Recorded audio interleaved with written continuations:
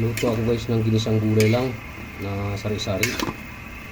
Ang hinalo lang natin kahabi ay chicharon lang. Ano lang to guys, halagang 84 pesos. Tatlong balot na gulay ng sari-sari, tag 20 po yun. Tsaka apat na chicharon, tag 3 ang balot. Bali 24 plus 60, 84 lang po. Halagang 84 lang po mga kahabi.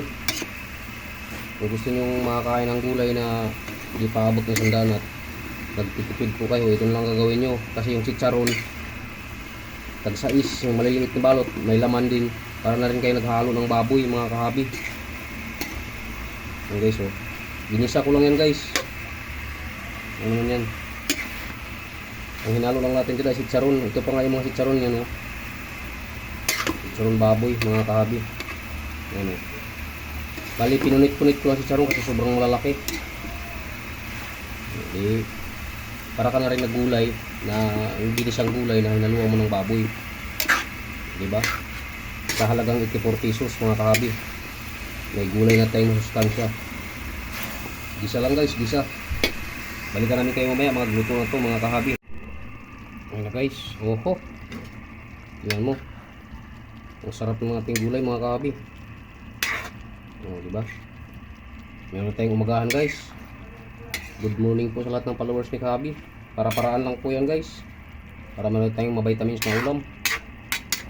Sa halagang 84 pesos, meron na tayong mabitamins na ulam. Ginisang gulay with chicharon. 84 pesos lang ang gastos natin dyan guys. Tatlong balot na sari-sari, saka apat na balot na chicharon. Yung balot ng gulay ay tag 20, di 60 yung tatlo. Chicharon tag 6 yung isa, apat na balot, 24. So 84 pesos lang ang gastos natin dito mga kahabi. Maraming salamat at huwag niyong kalimutan pindutin ang notification bell sa bangka ng ating video guys, para update po tayo sa mga bagong video natin. Maraming Aplikador Vlogs mga kahabi.